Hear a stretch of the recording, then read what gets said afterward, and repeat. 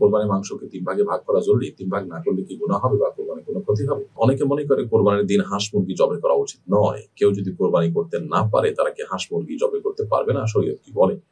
ঋণ করে কোরবানি দেওয়া যাবে কিনা? কোরবানির পশু জবাইকারী ব্যক্তিকে যদি তার পারিশ্রমিক দেওয়া না হয় তাহলে কোরবানি নিষিদ্ধ হবে কিনা? ফয়জুল্লাহ লিখেছেন, কোরবানি করার সময় কি যাদের পক্ষ থেকে কোরবানি করা হয় তাদের নাম উচ্চারণ করা বাধ্যতামূলক নাকি মনোনিয়ত করাই যথেষ্ট?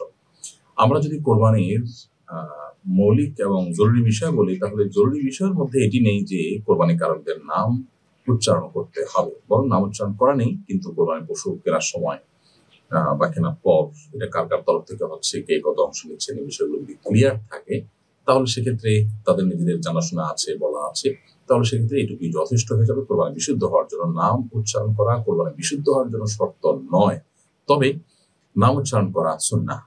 অর্থাৎ আপনি যখন কোরবানি করলেন, কোরবানি করে শেষ করে বলবেন আল্লাহুম্মা তাকাব্বালহু মিন অমুক অমুক অমুক, এভাবে সবাই নাম উল্লেখ করবেন।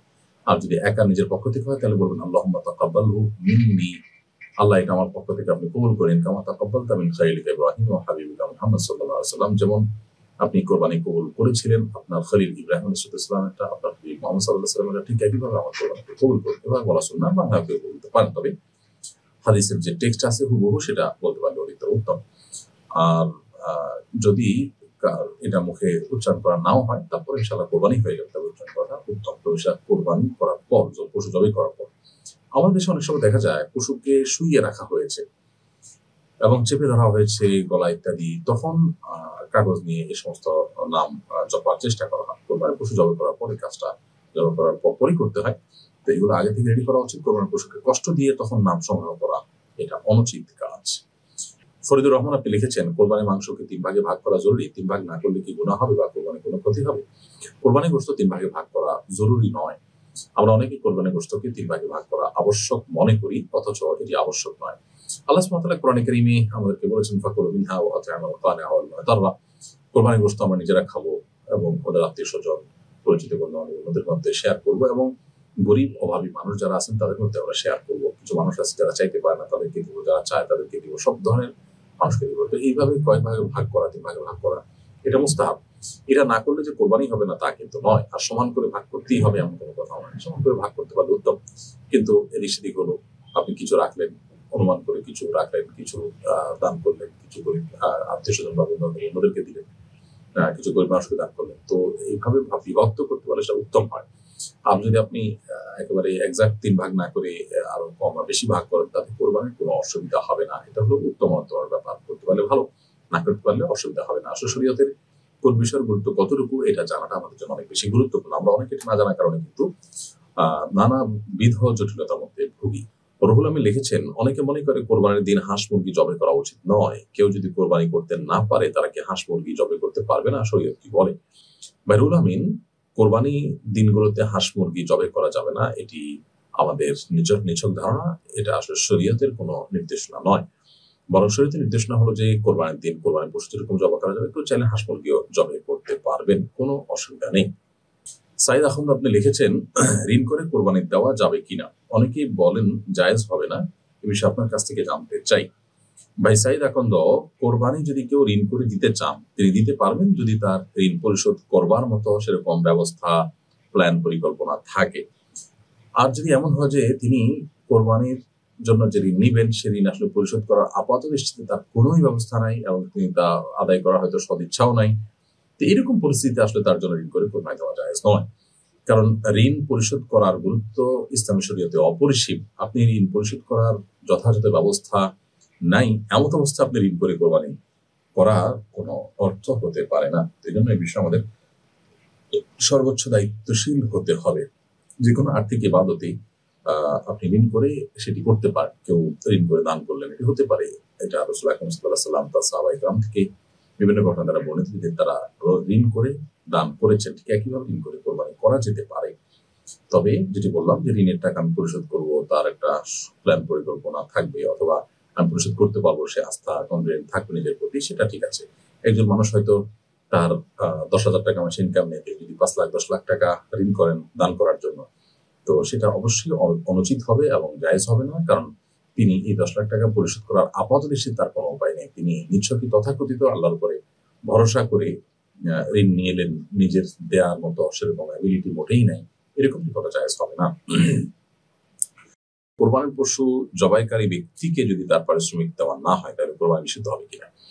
কোরবানির পশু যিনি জবাই করেছেন তিনি যদি এটা তার শ্রম হিসাবে, এটা তার উপার্জনের মাধ্যম হিসাবে জবাই করে থাকেন, সাধারণত সেটাই হয়, তাহলে সেক্ষেত্রে তার পারিশ্রমিক দেওয়া জরুরি। তার পারিশ্রমিক যদি আপনি না দেন তাহলে আপনি গুনাহগার হবেন। তবে কোরবানি হয়ে যাবে, হয়তো কোরবানির সাথে এর সম্পর্ক নেই, কোরবানি বিশুদ্ধ হয়ে যাবে। কোরবানির পশু যদি সঠিক পদ্ধতিতে আপনি কেটে থাকেন এবং বিষয় ঠিক থাকে, কোরবানি হয়ে যাবে। বাট কোরবানি যিনি করেছেন, জবাই করেছেন, সেই লোকের টাকা যদি আপনি মেরে দেন বা টাকা না দেন তাহলে সেক্ষেত্রে আপনি গুনাহগার হবেন এবং বান্দার হক নষ্টকারী হিসাবে বিবেচিত হবেন। একজন মানুষ তিনি যার ছুরি কিনেছেন, ছুরি ধার দিয়েছেন এবং জবাই করছেন, এটা জানা বিষয় যে তিনি ঈদের দিন জবাই করে পারিশ্রমিক নিয়ে থাকেন, তাহলে সেক্ষেত্রে তাকে আপনি পারিশ্রমিক না দিলে আপনি গুনাহগার হবেন এবং দায়ী থাকবেন। হায়াতার লিখেছেন, কোরবানি পশু জবাইকারীকে চামড়া বা গোশত দেওয়া যাবে কিনা? কোরবানি পশু যিনি জবাই করবেন তাকে আপনি জবের বিনিময়ে নগদ অর্থ বা অন্য কোনো কিছু দিবেন পারিশ্রমিক হিসাবে। কোরবানির পশুর কোনো কিছুকে পারিশ্রমিক হিসাবে দেওয়া জায়েজ নেই। কোরবানির পশুর কোনো কিছু যদি পারিশ্রমিক হিসাবে দেন তাহলে কিন্তু কোরবানি বিশুদ্ধ হবে না।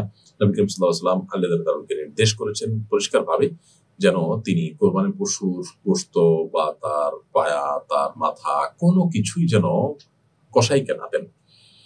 কারণ কসাইকে তার ন্যায্য মূল্য বা ন্যায্য পারিশ্রমিক দিবেন, আর কোরবানির পশুর গোশত যদি দেন তাহলে সেটা বিক্রি করার মতোই হয়ে যায়। কোরবানির পশুর গোশতকে কারোর শ্রম নিয়ে পারিশ্রমিক দিলেন মানে হলো কেমন যেন বিক্রি করলেন। কোরবানির পশু বিক্রি করা যেরকম কোরবানি কর্তার জন্য জায়েজ নয়, যাকে কোরবানির গোশত দিয়ে দিয়েছেন তিনি এবার গোশত বিক্রি করলে এটা তার ব্যাপার, তার জন্য জায়েজ আছে। ঠিক একইভাবে কোরবানির পশুর কসাই কিংবা জবেকারী এরকম কাউকে কোরবানির পশুর গোশত বা কোনো কিছু পারিশ্রমিক হিসাবে দেওয়া জায়েজ নয়। হ্যাঁ, গরিব হিসাবে অন্য 10 জনকে যেরকম দিয়ে থাকেন সে পরিমাণ তাদেরকে দিলে সেটি জায়েজ হতে পারে। আপনি লিখেছেন, কোরবানির পশু জবাইকারীকে পারিশ্রমিক দেওয়া যাবে কিনা? কোরবানির পশু জবাই করা তো ইবাদত, আর ইবাদত করতে পারিশ্রমিক নেওয়া যায় না। বিষয়টা ব্যাখ্যা করে সন্দেহমুক্ত করবেন। ভাই আলিয়াসগর খুব সুন্দর এবং চমৎকার একটি প্রশ্ন করেছেন। কোরবানির পশু যিনি জবাই করবেন তাকে কিন্তু পারিশ্রমিক দেওয়া জায়েজ আছে এবং বৈধ কাজ। কোরবানি করা ইবাদত, সেটা আপনার জন্য। যিনি জবাই করে দিচ্ছেন তিনি আপনার ইবাদতে আপনার সহযোগিতা করছেন। ধরুন আপনি নামাজ পড়বেন, তো নামাজ পড়ার জন্য আপনি জায়নামাজ কিনবেন, তো যিনি জায়নামাজ আপনার কাছে বিক্রি করছেন তিনি কিন্তু ইবাদত করছেন না, তিনি ব্যবসা করছেন।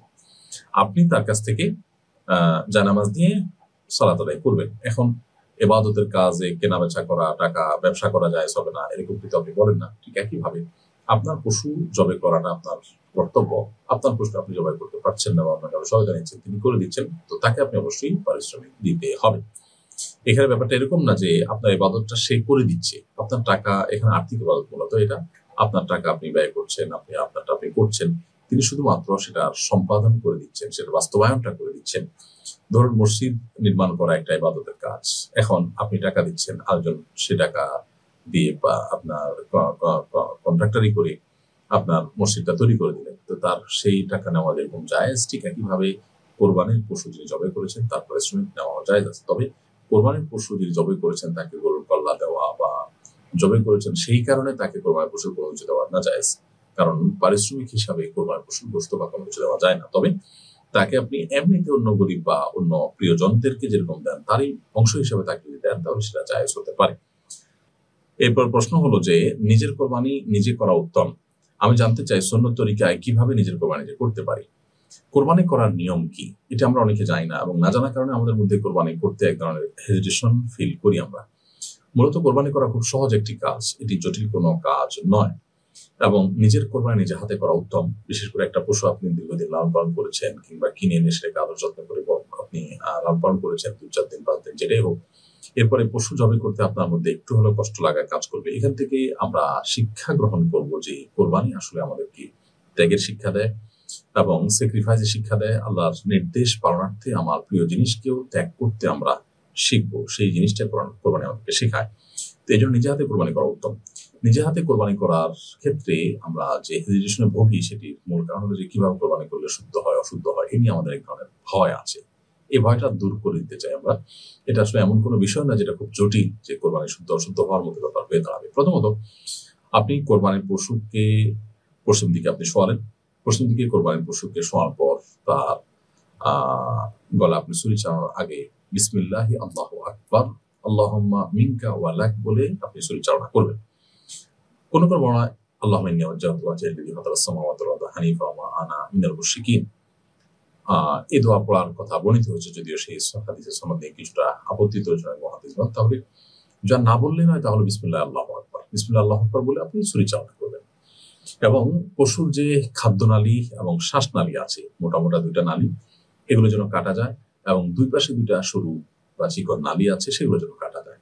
তাহলে এই নালীগুলো কাটা গেলেই আপনার কোরবানি বিশুদ্ধ হয়ে গেল।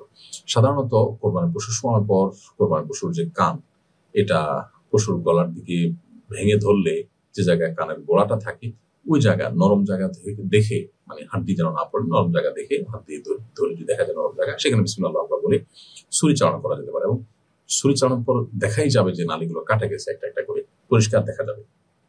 অতএব এই খাদ্য এবং শ্বাসনালী, খাদ্যনালী, শ্বাসনালী এগুলো একটু বড় থাকে, আর দুই পাশে দুটা সরু বা চিকন নালী থাকে, সেগুলো কাটা হয়ে গেলে কোরবানি বিশুদ্ধ হয়ে যাবে। বিসমিল্লাহ করে আপনি কোরবানি করে ফেলবেন। কোরবানি করার পর সেটা নিজের পক্ষ থেকে বলবেন, আল্লাহ এটা আমার তরফ থেকে কবুল করেন, যেভাবে আপনি ইব্রাহিম আলাইহিস সালাম এবং মুহাম্মদ সাল্লাল্লাহু আলাইহি ওয়াসাল্লাম কোরবানি কবুল করেছেন। আল্লাহুম্মা তাকাব্বালহু মিন্নি কামা তাকাব্বালতাহু মিন খালিলিকা ইব্রাহিম ওয়া হাবিবিকা মুহাম্মদ সাল্লাল্লাহু আলাইহি ওয়াসাল্লাম। আর অন্য কারোর তরফ থেকে কোরবানি যদি আপনি করে থাকেন, তাহলে জবাই করার পর বলবেন, আল্লাহ এটা আপনি অমুক অমুক অমুকের তরফ থেকে কবুল করে নিন।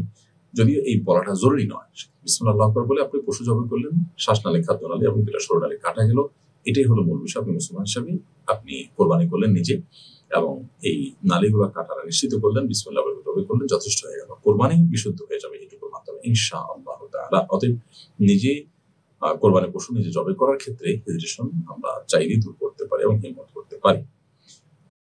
আস-সুন্নাহ ফাউন্ডেশন, উম্মার স্বার্থে সুন্নাহর সাথে।